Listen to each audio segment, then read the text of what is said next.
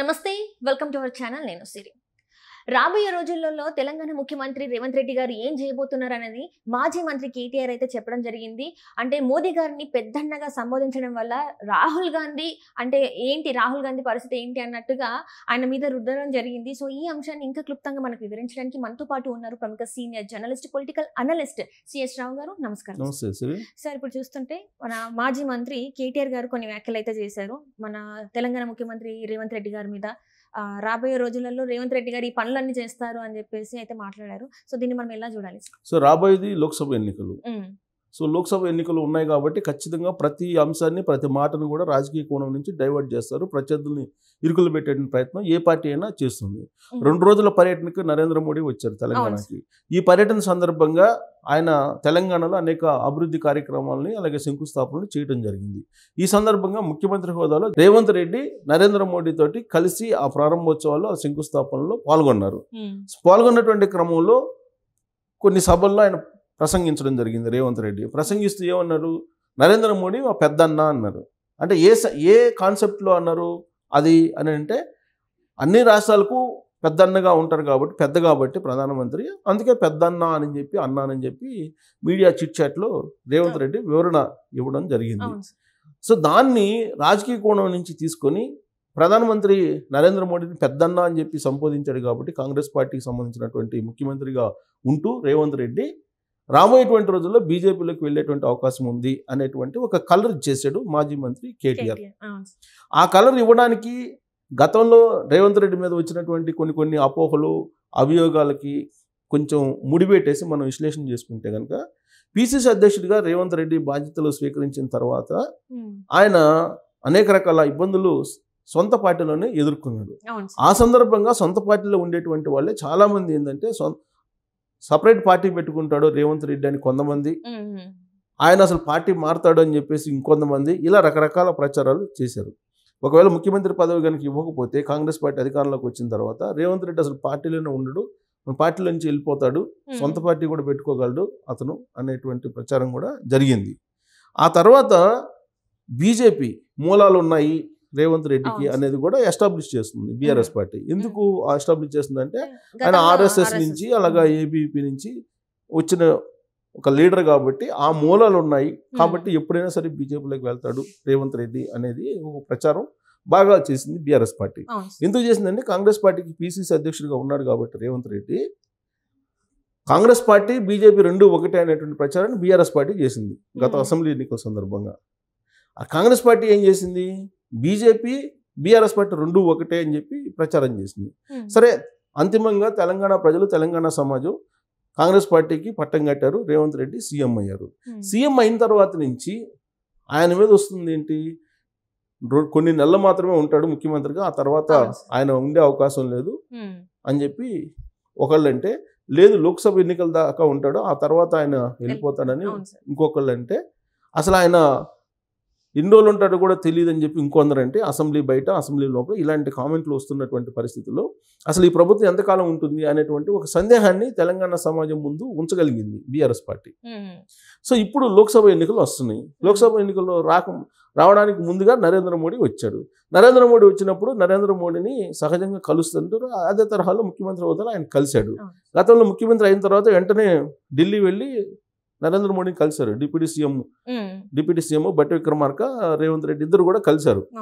ఆ సందర్భంగానే చాలా పాజిటివ్ వైబ్రేషన్స్ ఉన్నాయి, వాళ్ళిద్దరూ చాలా బాగా మాట్లాడుకున్నారు. కాబట్టి రాబోయేటువంటి రోజుల్లో ఏదైనా జరగచ్చు అనేటువంటి ఒక గాసిప్స్ని పబ్లిక్లకు బాగా తీసుకెళ్ళగలిగారు. ఇప్పుడు నరేంద్ర మోడీ 2 రోజుల పర్యటన సందర్భంగా రేవంత్ రెడ్డి నరేంద్ర మోడీ ఇద్దరు మాట్లాడుకోవడం కానీ వాళ్ళ ప్రసంగాలు కానీ ఇవన్నీ చూసిన తర్వాత ఎప్పటికైనా సరే రేవంత్ రెడ్డి బీజేపీలోకి వెళ్తాడు అనేటువంటి ఒక అభిప్రాయాన్ని తెలంగాణ సమాజంలోకి బలంగా తీసుకెళ్తున్నాడు మాజీ మంత్రి కేటీఆర్. సో తీసుకెళ్తున్నటువంటి క్రమంలో అసలు ఉదాహరణలు కూడా కొన్ని చెప్పారు. ఎందుకు ఏక్లస్ ఇండియాగా మారే అవకాశం ఉంది రేవంత్ రెడ్డి అని అంటే, కాంగ్రెస్ పార్టీలో ఉండేటువంటిది ఇప్పుడు 55 మంది, అక్కడ ఉండేది 64 మంది, అంతే కదా, గెలిచింది 64 మంది. ఒకళ్ళు సిపిఐ, సో 65 మంది బలం ఉంది. సో ఒక 6 గనక ఎమ్మెల్యేలు వెళ్ళిపోతే గవర్నమెంట్ పడిపోతుంది. అంటే ఫస్ట్ నుంచి చెప్తున్న లెక్కే కదా, ఫస్ట్ నుంచి చెప్తున్నారు. అయితే ఇప్పుడు కాంగ్రెస్ పార్టీలోనే గ్రూపులు ఉన్నాయి కాబట్టి ఏ గ్రూప్ అయినా వెళ్ళిపోయేటువంటి అవకాశం ఉంది లోక్సభ ఎన్నికల తర్వాత. కాబట్టి ఈయన ప్రభుత్వం కూలిపోయే అవకాశం ఉంది అని చెప్పి చెబుతున్నారు. అంటే సెంట్రల్లోనేమో బీజేపీ వస్తుంది రాబోయేటువంటి రోజులని సర్వేలన్నీ చెప్తున్నాయి. అంటే సెంట్రల్లో బీజేపీ వస్తే కనుక అప్పుడు కాంగ్రెస్ పార్టీని చీల్చేసి మహారాష్ట్ర తరహాలో ఏక్నాథ్ షిండే లాగా రేవంత్ రెడ్డిని పెడుతుంది బీజేపీ అనేది ఒక అభిప్రాయం. అలాగే బిశ్వాస్ అస్సాం ముఖ్యమంత్రి ఆయన కూడా అలానే వచ్చాడు, ఏక్నాథ్ షిండే లాగానే వచ్చారు. సో ఆయనలాగా చేస్తారనేది కొంతమంది. సో మొత్తం మీద ఏంటంటే రేవంత్ రెడ్డి కాంగ్రెస్ సీఎంగా ఉన్నాడు లోక్సభ ఎన్నికల తర్వాత. బట్ సీఎంగా అయితే ఉంటాడు, బట్ కాంగ్రెస్ సీఎంగా ఉండడు అనేటువంటి ఒక అనుమానాన్ని తెలంగాణ సమాజంలోకి బలంగా తీసుకెళ్తున్నాడు మాజీ మంత్రి కేటీఆర్. ఇదంతా ఎందుకు చేస్తున్నారంటే ఇప్పుడు కల్వకుంట్ల ఫ్యామిలీ చుట్టూ మొత్తం తిరుగుతుంది వ్యవహారం. కల్వకుంట్ల ఫ్యామిలీ మెడకు చుట్టుకునేటువంటి అంశాలు చాలా ఉన్నాయి. కాళేశ్వరం దగ్గర నుంచి కవిత అరెస్ట్ వరకు, గొర్రెలు చేపల పెంపకం దాకా మొత్తం ఉన్నాయి. అనేక కుంభకోణాలు ఉన్నాయి. వీటన్నిటినీ తోడుతున్నారు, బయటికి తీస్తున్నారు. సో ఏ రోజైనా కానీ వాళ్ళని అరెస్ట్ చేసేటువంటి అవకాశం ఉంది. ఆ దిశగా ఫైల్స్ ముందుకు కదులుతున్న పరిస్థితుల్లో ఒకవేళ ఎంపీలు కనుక రేపు 1, 2 గెలుచుకుంటే అసలు బీఆర్ఎస్ పార్టీ మనుగడ ఉండేటువంటి అవకాశం లేదు. సో కాబట్టి ఎంతో కొంత కనీసం ఒక 4-5 ఎంపీలను గెలిపించుకోవాలి అనేటువంటి ఒక తాపత్రయంతో బీఆర్ఎస్ పార్టీ ఇలాంటి గాసిప్స్ని రేవంత్ రెడ్డి మీద లేపుతుంది.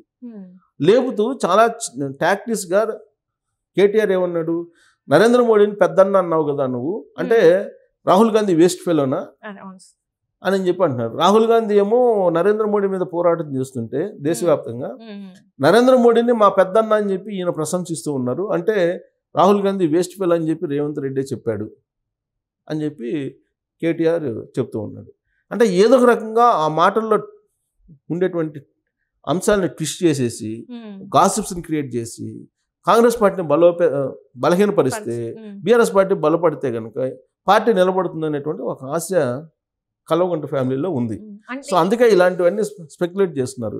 సో నరేంద్ర మోడీని పెద్దన్న మాత్రాన రాహుల్ గాంధీని వేస్ట్ ఫెలో అన్నట్ట లెక్క కాదు కదా.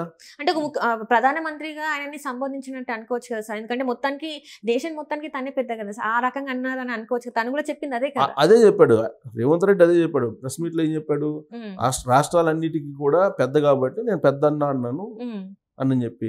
ఆయన అసలు ముఖ్యమంత్రి పదవి అంటే ఏముంది, గుంపు మేస్త్రే కానీ ఒకటి అన్నాడు అప్పుడు ఒక ఇంటర్వ్యూలో. ఇప్పటికీ కూడా ఆయన ముఖ్యమంత్రి అన్నాడు కేటీఆర్, గుంపు మేస్త్రి అంటుంటాడు.